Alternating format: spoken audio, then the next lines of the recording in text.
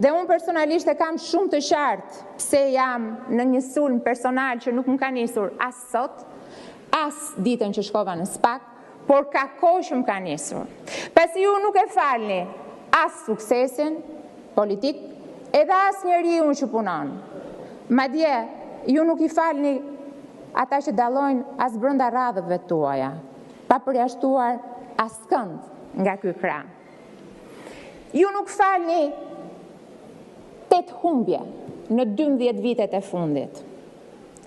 Dhe ju, përmes sulmeve personale ndaj secilit prej ne, padyshim mbuloni dështimin tuaj. Dëgjova këtu një thirrje pak më parë dhe më bëri shumë përshtypje.